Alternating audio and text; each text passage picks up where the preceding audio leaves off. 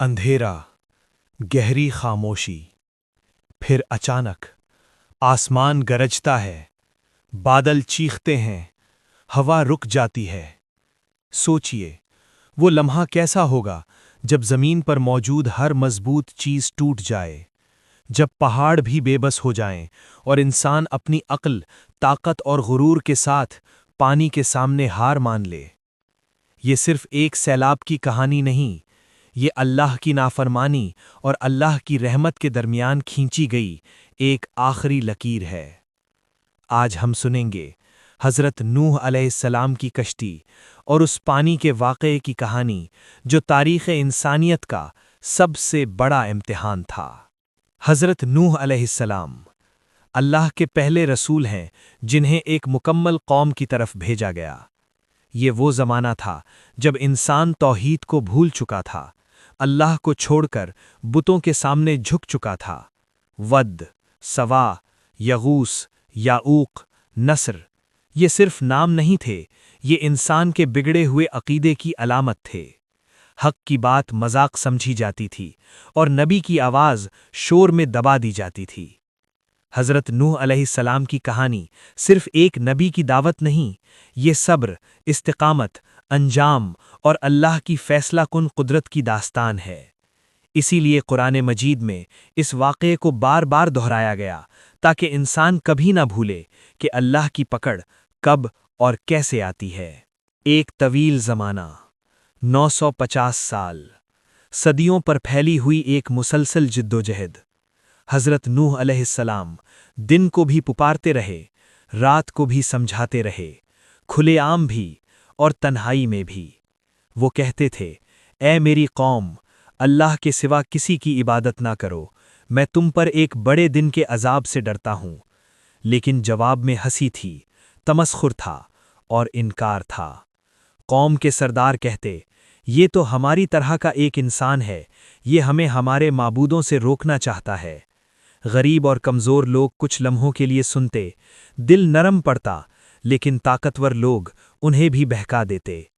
سال گزرتے گئے، بال سفید ہو گئے، آواز میں کمزوری آ گئی، مگر پیغام وہی رہا، اللہ ایک ہے۔ آخر کار وہ دن آیا جب ہر دروازہ بند ہو چکا تھا۔ حضرت نوح علیہ السلام اللہ کے سامنے جھک گئے، ہاتھ اٹھے، آنکھیں نم ہو گئیں۔ انہوں نے کہا، اے میرے رب، زمین پر کافروں میں سے کسی کو باقی نہ چھوڑ، یہ تیرے بندوں کو صرف گمراہ ہی کریں گے۔ یہ دعا غصے کی نہیں تھی، یہ مایوسی کی نہیں تھی، یہ حق کے مکمل انکار پر اللہ کی عدالت میں پیش کی گئی فریاد تھی۔ پھر اللہ کا حکم آیا، اے نوح، ہماری نگرانی میں اور ہماری وحی کے مطابق ایک کشتی بناؤ، اور ظالموں کے بارے میں مجھ سے بات نہ کرنا۔ یہ وہ لمحہ تھا جس نے انسانی تاریخ کا رخ بدل دیا۔ خشک زمین تھی، دور دور تک کوئی دریا نہیں، کوئی سمندر نہیں، اور اسی زمین پر حضرت نوح علیہ السلام کشتی بنانے لگے۔ لکڑی کاٹتے، تختے جوڑتے، ہر کیل اللہ کے حکم سے ٹھونکی جاتی۔ لوگ گزرتے، رکتے، قہقہے لگاتے، اے نوح، اب نبی کے بعد بڑھائی بھی بن گئے ہو۔ حضرت نوح علیہ السلام بحث نہیں کرتے، خاموش رہتے، صرف ایک جملہ کہتے، آج تم ہمارا مذاق اڑا رہے ہو، کل ہم تم پر ہنسیں گے۔ اللہ کے حکم سے ہر جانور کا ایک جوڑا کشتی کی طرف آنے لگا، پرندے، درندے، چرنے والے، رینگنے والے، اور ایمان والے بھی، تعداد میں بہت کم لیکن ایمان میں مضبوط۔ پھر آسمان بدلنے لگا، بادل گہرے ہو گئے، ہوا کا رخ بدل گیا، اور پھر ایک عجیب نشانی ظاہر ہوئی۔ زمین سے پانی ابلنے لگا، تنور سے پانی نکل آیا۔ یہ وہ لمحہ تھا جس کا وعدہ کیا گیا تھا۔ حضرت نوح علیہ السلام اپنے بیٹے کو پکارتے ہیں، اے میرے بیٹے، ہمارے ساتھ سوار ہو جاؤ اور کافروں کے ساتھ نہ رہو۔ جواب آتا ہے، میں کسی پہاڑ پر چڑھ جاؤں گا جو مجھے بچا لے گا۔ نوح علیہ السلام کی آواز لرزتی ہے، آج اللہ کے عذاب سے کوئی بچانے والا نہیں۔ اور پھر پانی درمیان آ جاتا ہے، بیٹا نظروں سے اوجھل ہو جاتا ہے۔ پھر وہ لمحہ آتا ہے جسے تاریخ عظیم سیلاب کے نام سے جانتی ہے۔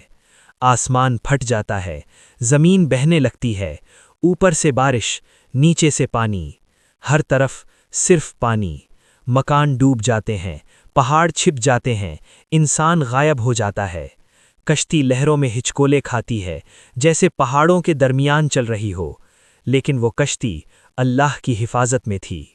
پھر اللہ کا حکم گونجتا ہے، اے زمین اپنا پانی نگل لے، اور اے آسمان رک جا۔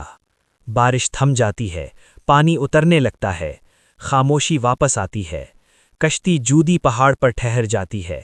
دنیا بدل چکی تھی۔ حضرت نوح علیہ السلام کی یہ کہانی ہمیں یہ سکھاتی ہے کہ اللہ کی نافرمانی کبھی چھوٹی نہیں ہوتی۔ طاقت، عقل، رشتہ، نسل کسی کام نہیں آتے جب اللہ کا فیصلہ آ جائے۔ یہ بھی سبق ہے کہ حق کا راستہ اکیلا ہو سکتا ہے لیکن غلط نہیں ہوتا۔ آج کا انسان بھی اسی غرور میں مبتلا ہے، ٹیکنالوجی، علم، طاقت، لیکن اگر ہم نے اللہ کے پیغام کو نظر انداز کیا تو انجام بدل نہیں ہوگا۔ یہ کہانی ہمیں دعوت دیتی ہے کہ ہم پلٹ آئیں، سوچیں اور سچ کو پہچانیں، کیونکہ اللہ کی رحمت ہمیشہ دروازہ کھولتی ہے، لیکن اللہ کی پکڑ آنے سے پہلے خبردار بھی کرتی ہے۔